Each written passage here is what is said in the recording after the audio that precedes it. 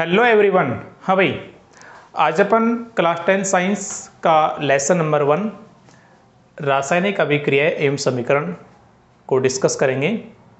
आज अपनी ये पहली क्लास होगी, है ना भाई। लेसन 1 की ये क्लास कौन सी होगी? फर्स्ट नंबर की, जिसका नाम है रासायनिक अभिक्रियाएं एवं समीकरण। देखिए भाई,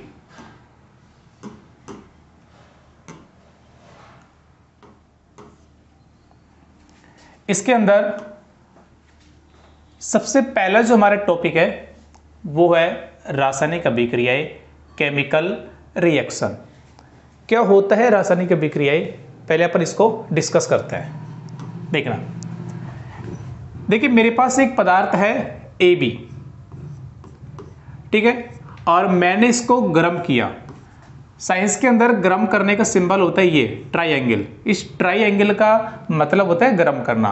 तो मैंने एक पदार्थ लिया AB और इसको गर्म किया। गर्म करने पर मैंने देखा कि ये A में और B में टूट गया। पहली कंडीशन क्लियर। सेकंड देखना, मेरे पास दो पदार्थ है A और B। A और B मैंने दोनों को जोड़ा, यानी दोनों के बीच अभिक्रिया करवाई, और जब दोनों के बीच अभिक्रिया हुई तो मुझे एक पदार्थ प्राप्त हुआ AB। मतलब क्या इसका? मतलब इसका यह है कि जो रासायनिक अभिक्रिया होगी उसमें कोई एक पदार्थ भी भाग ले सकता है और एक से अधिक पदार्थ भी भाग ले सकते हैं। सिंपल सा मतलब यह है। तो जब एक या एक से अधिक पदार्थ परस्पर अभिक्रिया करके भिन्न भिन्न गुणधर्मों वाले नए पदार्थ बनाते हैं तो इस प्रक्रिया को क्या बोला जाता है? रासायनिक अभिक्रिया बोला जाता है। तो टॉपिक हमारा रासायनिक अभिक्रिया है। सबसे पहले अपन इसकी परिभाषा की बात करते हैं। परिभाषा मैंने अभी आपको डिस्कस किया था। तो परिभाषा क्या बनेगी कि जब एक या एक से अधिक पदार्थ परस्पर अभिक्रिया करके भिन्न भिन्न गुणधर्मों वाले नए पदार्थ बनाते हैं तो ऐसी घटना को रासायनिक अभिक्रिया कहते हैं। जैसे इसको मैंने नीचे समझा दिया है। एक पदार्थ है AB, इसको गर्म किया, ये निशान होता है गर्म करने का। तो मुझे दो पदार्थ प्राप्त हुए A और B। मेरे पास दो पदार्थ है A और B, मैंने दोनों का आपस में मिलाया, दोनों के बीच अभिक्रिया करवाई तो मुझे एक पदार्थ प्राप्त हुआ AB। यानी जो रासायनिक अभिक्रिया है इसमें अकेला पदार्थ भी भाग ले सकता है और एक से अधिक पदार्थ भी भाग ले सकता है। तो जब एक या एक से अधिक पदार्थ परस्पर अभिक्रिया करके भिन्न भिन्न गुणधर्मों वाले नए पदार्थ बनाते हैं तो इस प्रक्रिया को क्या बोला जाता है? रासायनिक अभिक्रिया कहते हैं। अब देखिए, रासायनिक अभिक्रिया में जिन पदार्थों में अभिक्रिया होती है, यानी जो पदार्थ अभिक्रिया में भाग लेते हैं उन्हें अभिकारक या क्रियाकारक कहा जाता है। और अभिक्रिया होने के बाद में जो नए पदार्थ बनते हैं, जैसे इस अभिक्रिया में AB बन रहा है और इस अभिक्रिया में A और B बन रहा है, इसमें AB बन रहा है, तो जो नए पदार्थ बनते हैं उन्हें उत्पाद या क्रियाफल कहा जाता है। यानी रासायनिक अभिक्रिया जिन पदार्थों के बीच होगी, जो पदार्थ अभिक्रिया का हिस्सा होंगे, जो पदार्थ अभिक्रिया में भाग लेंगे, उन्हें अभिकारक या क्रियाकारक कहा जाता है। और अभिक्रिया होने के बाद जो नए पदार्थ बनते हैं उन्हें उत्पाद या क्रियाफल कहा जाता है। ये चीज़ क्लियर? देखिए, तो यहाँ पे लिखा है कि रासायनिक अभिक्रिया में जो पदार्थ आपस में क्रिया करते हैं उन्हें अभिकारक तथा अभिक्रिया के बाद बनने वाले नए पदार्थ उत्पाद कहलाते हैं। ठीक है, एग्जाम्पल की बात करते हैं। तो पहला एग्जाम्पल है इसका मैग्नीशियम का दहन। मैग्नीशियम का दहन सुनना भाई, जब भी दहन शब्द आता है, दहन का मतलब होता है जलना, और जलाने के लिए कौन सी गैस आवश्यक है? ऑक्सीजन। तो जब भी किसी का दहन किया जाएगा उसकी अभिक्रिया किससे करवा दी जाएगी? ऑक्सीजन से करवा दी जाएगी, O2 से करवा दी जाएगी। ठीक है, तो यहाँ पे किसका दहन हो रहा है? मैग्नीशियम का। तो यहाँ पे लिख दिया मैग्नीशियम Mg प्लस O2। और जब मैग्नीशियम का दहन करवाया जाएगा तो बनेगा मैग्नीशियम ऑक्साइड। कैसे बना देखना। हो क्या रहा है? मैग्नीशियम और ऑक्सीजन दोनों आपस में जुड़ रहे हैं। आप लोग जानते हैं मैग्नीशियम की संयोजकता प्लस का 2 होती है और ऑक्सीजन का माइनस का 2 होती है। इसके प्लस के 2 से इसका माइनस का 2 कट जाएगा, कुछ नहीं बचेगा, हम लिख देंगे MgO। यानी जब मैग्नीशियम और ऑक्सीजन आपस में जुड़ेंगे तो MgO मैग्नीशियम ऑक्साइड बनेगा, जो कि यहाँ पर लिख दिया है। ठीक है, अब इस अभिक्रिया से संबंधित 3 बातें और आपको याद रखनी है। पहली बात क्या है, ये डायग्राम ना सीधा एग्जाम में पूछा जाता है कि मैग्नीशियम के दहन का नामांकित चित्र बनाइए। तो हो क्या रहा है, देखिए ज़्यादा कुछ नहीं है, यहाँ पे एक आधार है, ठीक है, ये एक फर्श यानी एक आधार बना दिया है, ये पूरा एक बर्नर है, ये चिमटी है, ठीक है, और इस चिमटी से मैग्नीशियम धातु को पकड़ रखा है। मैग्नीशियम रिबन मतलब मैग्नीशियम धातु की प्लेट्स, ये चपटी प्लेट्स ही है ना, मतलब एक रिबन है मैग्नीशियम धातु का। तो ये बर्नर है, इस चिमटी से मैग्नीशियम धातु को पकड़ रखा है, और जब ये जलेगा तो क्या बनेगा, मैग्नीशियम ऑक्साइड। तो नीचे ना एक वाच ग्लास रखा है, एक कटोरी रखी है, इस कटोरी के अंदर ये मैग्नीशियम ऑक्साइड जल के और नीचे आ जाएगा, ठीक है। तो ये एक तो इस सरफेस सतह है, ये बर्नर है, ये चिमटा है, चिमटा से मैग्नीशियम रिबन को पकड़ रखा है जिसको जलाया जा रहा है, नीचे वाच ग्लास है जिसके अंदर जो मैग्नीशियम ऑक्साइड है वो इकट्ठा हो रहा है, ठीक है। यदि अपन इसको और थोड़ा सिंपल तरीके से बनाना चाहे तो इस प्रकार बना सकते हैं। देखिए बिल्कुल जैसे सबसे पहले एक आधार बना देंगे, ठीक है, ये आधार हो गया है। यहाँ पर एक बर्नर बना देंगे सिंपल सा अपनी, ये एक बर्नर है जिसमें से आगे निकल रही है, और ये एक चिमटी बना दिया आपने, ठीक है, ये एक सरफेस है, ये बर्नर है जिसमें से, और इस चिमटी के द्वारा आपने एक मैग्नीशियम रिबन को पकड़ रखा है। तो यहाँ पे लिख देता हूँ मैं, ये क्या है भाई, ये बर्नर है, ये चिमटी है, और ये मैग्नीशियम रिबन है यानी मैग्नीशियम धातु है। अभी ना मैं इसका आपको प्रैक्टिकली भी दिखाऊंगा, मैग्नीशियम रिबन को जला के, थोड़ा सा वेट कीजिएगा, ठीक है भाई।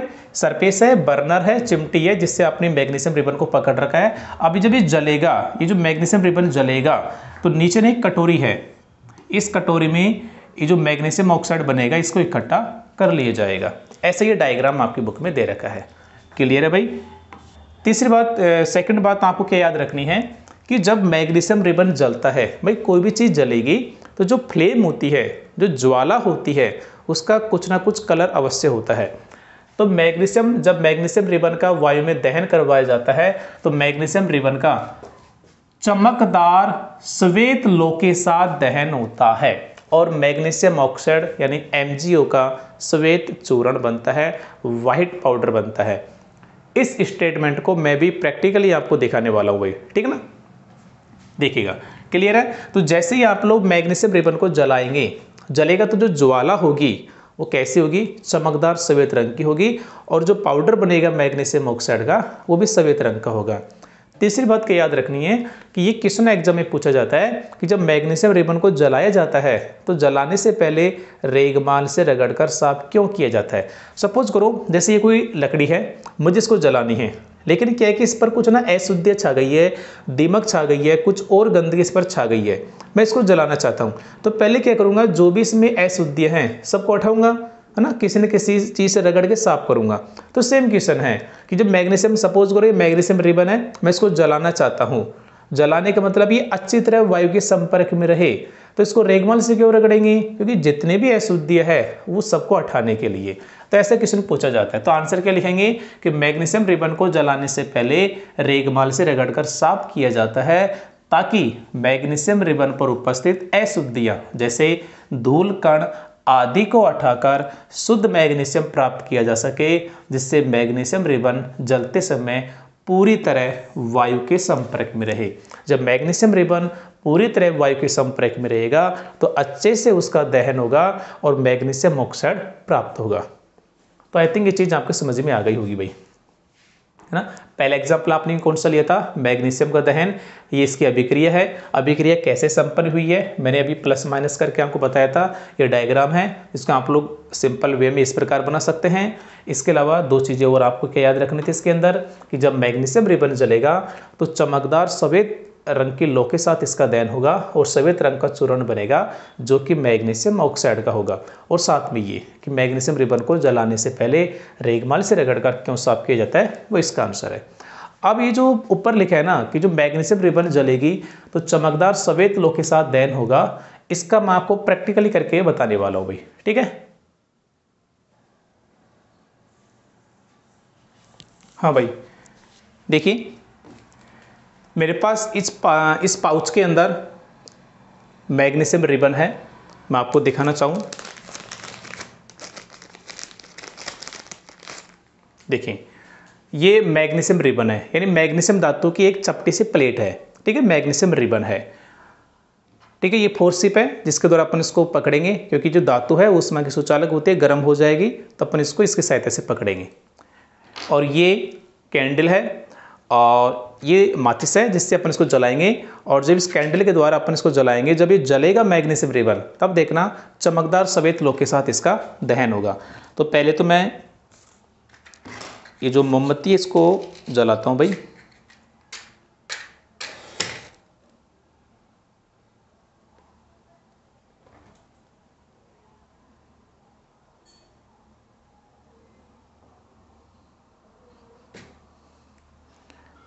देखना भाई, आई थिंक आपको सब कुछ नज़र आ रहा होगा।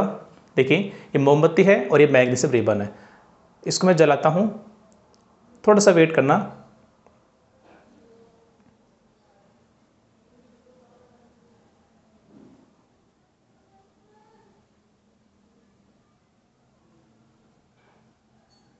बहुत गर्म हो चुका है भाई। देखिए जब मैग्नीशियम रिबन जल रहा है तो चमकदार सफेद लोह के साथ इसका दहन हो रहा है। ठीक है भाई, अभी आपने देखा था बिल्कुल चमकदार सफेद लोह के साथ इसका दहन हुआ था। हाँ भाई, तो जब मैग्नीशियम का दहन होगा तो चमकदार सफेद लोह के साथ दहन होता है, अभी आपने देखा था। और जो मैग्नीशियम ऑक्साइड बनता है जो वाइट रंग का होता है, तो आइए अपन उसको दिखाते हैं आपको। देखिए ये वाइट रंग का मैग्नीशियम ऑक्साइड का पाउडर है। जो सफ़ेद रंग का चूर्ण था मैग्नीशियम ऑक्साइड का, वो ये है। ठीक है भाई,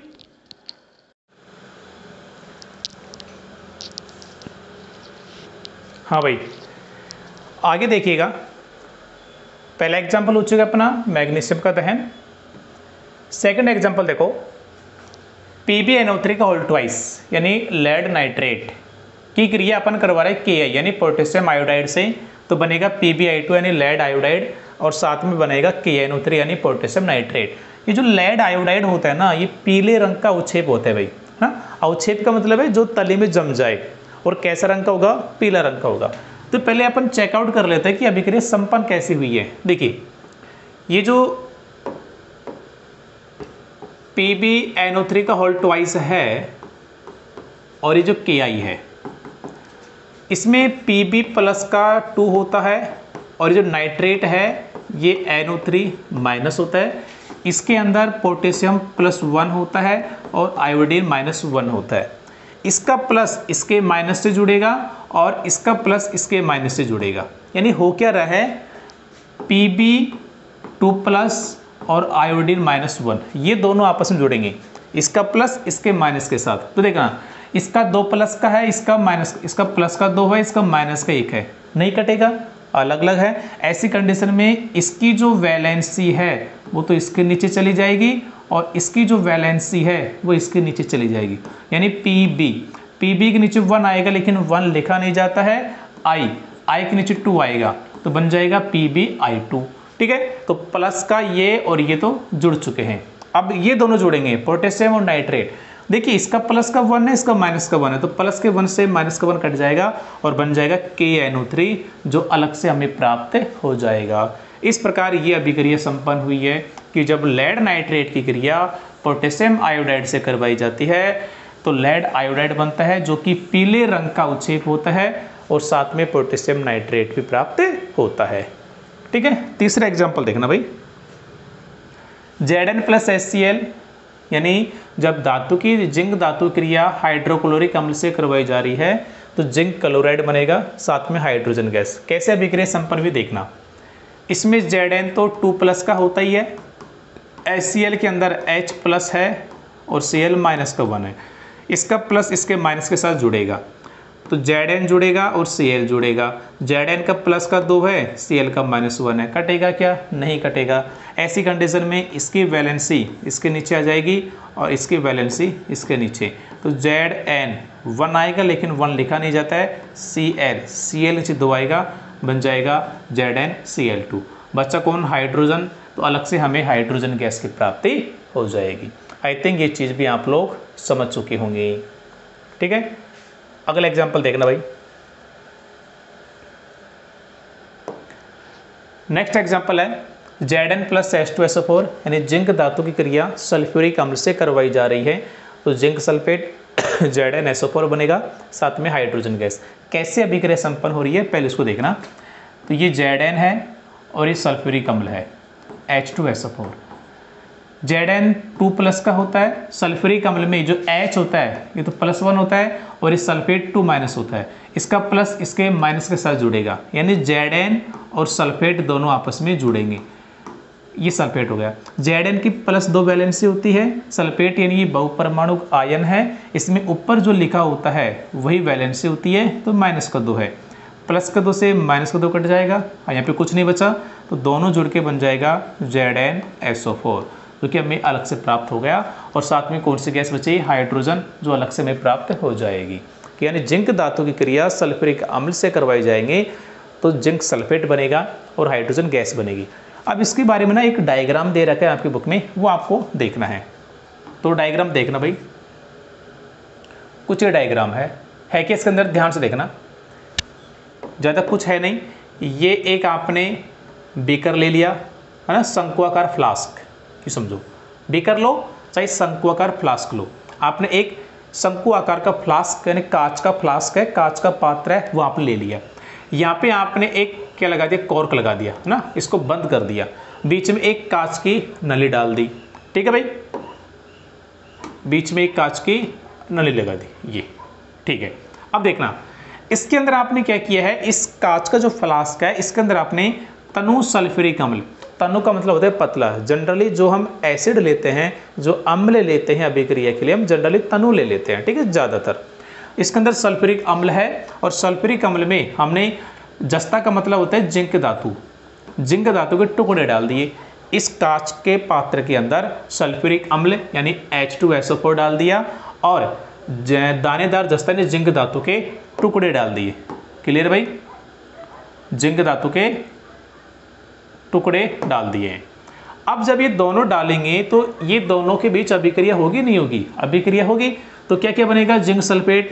तो इसके अंदर जिंक सल्फेट बन जाएगा और साथ में कौन सी गैस? Hydrogen gas. गैस हल्की होती है जिसके कारण ये जो हाइड्रोजन गैस है वो इस कांच की नली के द्वारा बाहर निकल जाएगी। ऐसा डायग्राम, ऐसा सेटअप आपकी बुक में दे रखा है जो कि आपको याद रखना है। कुछ नहीं है, कांच का शंक्वाकार फ्लास्क है, यहाँ पे एक कॉर्क लगा दिया, कांच की नली लगा दी, इसके अंदर सल्फ्यूरिक अम्ल डाल दिया, जिंक धातु के टुकड़े डाल दिए, अभिक्रिया होगी, जिंक सल्फेट बनेगा, हाइड्रोजन गैस है, वो हल्की होने के कारण इस नली के द्वारा बाहर निकल जाएगी। ऐसा डायग्राम आपकी बुक में दे रखा है। तो आज की क्लास कैसे लगी आपको कमेंट सेक्शन में कमेंट करके अवश्य बताना है। और भाई वीडियो को ना अधिकतम शेयर करना है। धीरे धीरे अपन आगे बढ़ते रहेंगे। बोलते ना कि धीरे धीरे रे मना, धीरे सब कुछ होए, माली सींचे सो गड़ा, ऋतु आए फल होए। तो जो बागवान होता है ना, वो चाहे दिन में 100 गड़े पानी दे दे, उससे फल नहीं आएंगे। फल तो जो ऋतु आएगी तभी आएंगे। तो वैसे ही अपन धीरे धीरे क्लास लेते चलेंगे तो लेसन भी होते चलेंगे, सिलेबस भी होता चलेगा। लेकिन मुझे आपकी सपोर्ट की अति आवश्यकता है भाई। तो आपको ना अधिकतम वीडियो को शेयर करना है और बच्चों को जोड़ना है। क्लासेज आपको सारी यूट्यूब पर फ्री ऑफ कॉस्ट मिलेगी, ठीक है, ये माँ धमाका ऊपर एक तरीके से। यदि आपको लेकिन नोट्स है ना, वो आपको ऐप के अंदर मिलेंगे, ठीक है। पैसेंस रखना, लेसन वाइज आपको सारे नोट्स मिल जाएंगे। तो वहाँ से तो लिख लेना, यहाँ से क्लास ले लेना, बल्ले बल्ले हो जाएंगे भाई, ठीक है। और साथ में पुराने साल के जो क्वेश्चंस पेपर हैं लेसन वाइज, चैप्टर वाइज, वो भी आपको ऐप के अंदर मिल जाएंगे। तो आप लोग परचेज कर सकते हैं। पहले नोट्स याद करो, नोट्स याद करने के बाद में क्वेश्चन लगाओ, सब कुछ क्लियर है भाई, ठीक है। और देखो क्वेश्चन ना पुराने साल के रिपीट होते हैं, आपने देखा भी होगा, कल के पेपर में भी आपने देखा होगा, क्वेश्चन रिपीट होते हैं, ठीक है भाई। तो क्लास कैसे लगी लाइक करके बताना है, अधिकतम आपको शेयर करना है। Thank you.